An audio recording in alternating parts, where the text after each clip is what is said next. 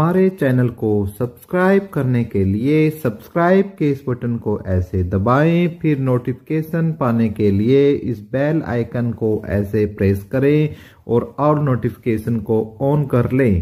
धन्यवाद।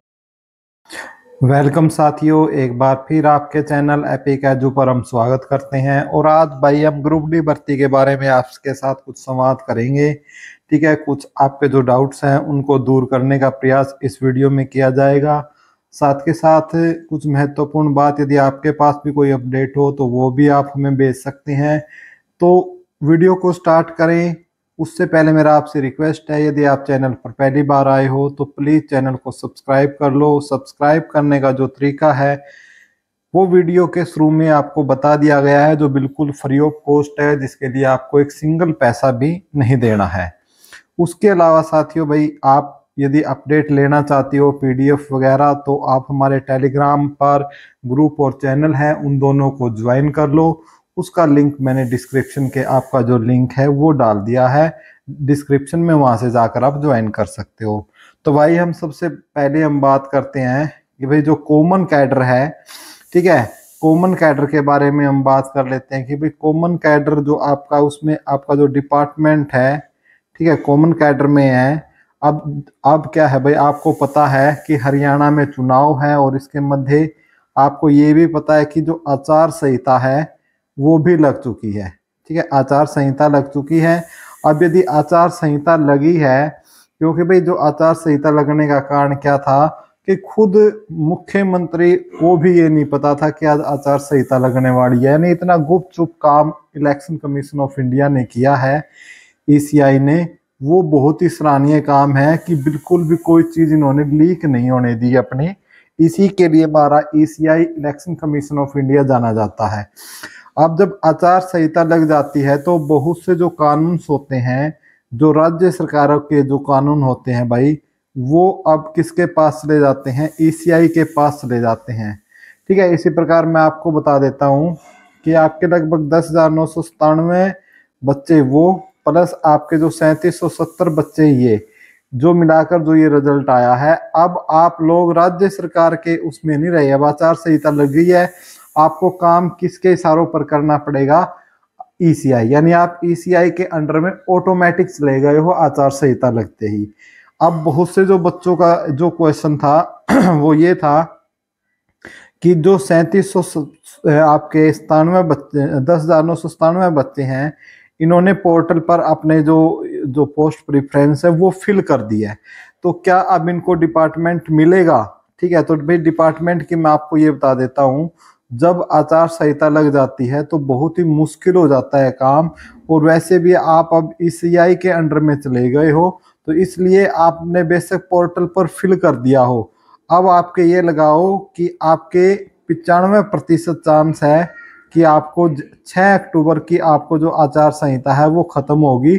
उसके बाद ही आपको क्या मिलने वाले हैं? आपको अपने डिपार्टमेंट मिलने वाले हैं। तब तक आप ईसीआई के अंडर में आपको काम करना पड़ेगा। और भी 5% चांस ये है कि जो सरकार है वो ईसीआई से परमिशन ले ले। ठीक है, सरकार ईसीआई से परमिशन ले ले कि हमें डिपार्टमेंट देने हैं। अब डिपार्टमेंट देने हैं भाई आपको एचआरडी ने। और मैं बता देता हूं कि जैसे ही आचार संहिता वगैरह लगती है तो ये अपने मुख्य डिपार्टमेंट्स होते हैं सरकार के, जो कि सारी चीज़ों को देखते हैं, इलेक्शंस वगैरह को। तो मुझे नहीं लगता कि इनके पास इतना समय अब रहेगा कि ये ग्रुप डी वालों को डिपार्टमेंट देंगे। तो एक बात ये क्लियर कर लो। दूसरा भाई 3700, अब ये बात आती है कि 3770 प्लस जो बच्चे हैं जिनकी ज्वाइनिंग हो चुकी है, ठीक है, जिनकी ज्वाइनिंग हो चुकी है, क्या उनको भी? तो देखो भाई, डिपार्टमेंट अब क्या है, आप सबको मिलेंगे जब एक साथ मिलेंगे। ठीक है, तो वही कहानी 3770 के लिए है। अब इनके तो दिमाग में ये आया कि भाई हमारा तो पोर्टल भी ओपन नहीं हुआ है। तो भाई ये आपके जो कुछ है कि आपका पोर्टल ओपन हो सकता है। ठीक है, हो सकता है आपको पोर्टल ओपन कर दिया जाए, लेकिन इसमें भी आपकी जो 99% प्रोबेबिलिटी है, अब ईसीआई आपसे काम लेगा। जो हमारा इलेक्शन कमीशन ऑफ इंडिया है उसके अंडर हम चले गए हैं, जितने भी ग्रुप डी वाले छात्र थे या जो नए सिलेक्टेड कैंडिडेट थे, तो इस चुनाव में ही आपकी जो ड्यूटी है लगने वाली है, ये तो आप इस बात को दोहरा ले। अब भाई कुछ विद्यार्थी कमेंट करते हैं या बोलते हैं कि भाई हम जब हमें, और कुछ जो सैलरी का इश्यू है भाई, ठीक है, सैलरी को लेकर भी बहुत सारे इश्यू हो रहे हैं। आपको जून तक की जो सैलरी है वो मिल चुकी थी, लेकिन उसके बाद जो आपको सैलरी थी वो डिपार्टमेंट को देनी थी, लेकिन डिपार्टमेंट आपको अलॉट हुए नहीं है। तो इसके लिए भी सरकार को क्या करना पड़ेगा, आपके लिए एक अलग से पूरा मतलब पैकेज लेके आना पड़ेगा आपकी सैलरी के लिए, जो कि इस समय मेरे हिसाब से तो संभव नहीं है। और आपको जब अक्टूबर में ही जब इलेक्शन हो जाएंगे और जो नई सरकार बनेगी, नई सरकार का मतलब किसी की भी सरकार बने, आपकी बीजेपी की बने या कोई और अन्य पार्टी बने, तो तभी ही आपको क्या है सैलरी मिलने वाली है, तब तक आपको सैलरी नहीं मिलेगी। अब आप में से एक क्वेश्चन जो है वो कॉमन जायज होगा कि भाई जब हमें सैलरी ही नहीं मिल रही तो हम बेफालतू में काम क्यों करें। तो भाई नहीं, आपको ऐसा नहीं सोचना है, क्योंकि हम इसमें सरकारी कर्मचारी हैं और आपका जो एडमिट जो अपॉइंटमेंट लेटर था उस पर साफ लिखा हुआ है कि आपका 2 साल का क्या है प्रोबेशन पीरियड चलेगा, ठीक है, जिसमें आप यदि कोई अनुशासनहीन कार्य करोगे तो उसके लिए आपको क्या है सस्पेंड या फिर आपकी जो सेवाएं हैं वो टर्मिनेट भी की जा सकती है। तो इस प्रकार की कुछ बातें उसके अंदर लिखी होगी और उम्मीद करता हूँ आपने पढ़ ली होगी।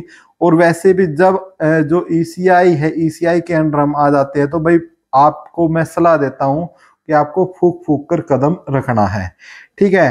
तो फिलहाल ज्वाइनिंग आपकी हो चुकी है डिपार्टमेंट के लिए। आपको निस्संदेह, आपको मेरे हिसाब से जो हमें इंफॉर्मेशन है 99% चांस आपको क्या है अक्टूबर तक आपको क्या करना पड़ेगा, वेट करना पड़ेगा। लेकिन तब तक जो भी आपकी ड्यूटी लगती है पूर्ण ईमानदारी के साथ करनी है आपको। खास तौर से जो भाई चुनाव ड्यूटी है, ठीक है, जो चुनाव की जो ड्यूटी है वो आपको बहुत ज्यादा अच्छे तरीके से और ईमानदारी से करनी है। कहीं आपकी सेवाएं ही टर्मिनेट ना हो जाएं आपकी परमानेंट बिल्कुल होने से पहले, क्योंकि आपकी ये प्रोविजनल ज्वाइनिंग आपको दी गई है। दूसरी बात कर लेते हैं भाई 2600 की, ठीक है। 2600 के ऊपर एक महत्वपूर्ण बात है, 2600 की हम बात कर रहे हैं कि क्या इनका रिजल्ट आएगा, ठीक है, रिजल्ट आएगा। पहला क्वेश्चन तो यही है, रिजल्ट आएगा क्या। दूसरा क्वेश्चन है क्या इनकी ज्वाइनिंग होगी। देखो भाई आपने भी देखा होगा जो हमारे चेयरमैन है बहुत ज्यादा अभी मतलब एक्टिव मोड में आए हुए हैं। हम चेयरमैन हिम्मत सिंह जी की बात कर रहे हैं, ठीक है। और बिल्कुल उनका ये कहना है कि भाई हम सभी भर्तियों में ज्वाइनिंग भी करवाएंगे सारी चीज। लेकिन भाई आपको भी पता है आचार संहिता में तो इनको परमिशन लेनी पड़ेगी इलेक्शन कमीशन से, ठीक है। इलेक्शन कमीशन से इनको परमिशन लेनी पड़ेगी। और ये जो हिम्मत सिंह जी है इन्होंने एक चीज स्पष्ट की है कि वो ज्वाइनिंग जरूर करवाएंगे। तो ये लगाओ यदि ग्रुप 1, 2, 56, 57, ठीक है, और हरियाणा पुलिस, यदि इनकी ज्वाइनिंग होती है ना, यदि इनकी ज्वाइनिंग की परमिशन मिलेगी तो फिर आपकी भी ज्वाइनिंग क्या होगी 100% होगी। तो रिजल्ट तो आपका क्या है, रिजल्ट तो आपका 100% आने ही वाला है, रिजल्ट तो कोई रोक नहीं सकता। और जो रिजल्ट है आपका भाई जो 56, 57 और ग्रुप 1, 2 के रिजल्ट के साथ ही आपका जो रिजल्ट है 2600 पोस्ट का रिजल्ट आएगा। अब ज्वाइनिंग का खेल आपका जो रहेगा आचार संहिता में वो रहेगा जब ये परमिशन लेंगे, जब ये ग्रुप 1, 2, 56, 57 के लिए जो परमिशन लेंगे ना उसके साथ ही आपके 2600 की भी परमिशन ली जाएगी, ठीक है। उस पर डिपेंड रहेगा कि जो इलेक्शन कमीशन ऑफ इंडिया है क्या वो इसकी परमिशन देगा या नहीं देगा, सारा खेल उसके ऊपर डिपेंड है, तभी आपकी ज्वाइनिंग होगी। तो भाई ये ऑथेंटिकेट जानकारी है। और उम्मीद है कि भाई हिम्मत सिंह जो चेयरमैन साहब की आपने इंटरव्यू में देखा भी होगा कि उन्होंने बड़ी ही मतलब कॉन्फिडेंस में आकर बोला है कि ये भर्तियां हम 100% पूरी करेंगे, ठीक है। पूरी करने का मतलब क्या है, ज्वाइनिंग देंगे। तो भाई यही अपडेट थी अब तक की, उम्मीद करते हैं आपको अच्छी लगी होगी। और इसके अलावा यदि कोई आपका क्वेश्चन है तो कमेंट में लिख दीजिए, कमेंट बॉक्स में आपका उत्तर देने की कोशिश करेंगे। जय हिंद साथियों।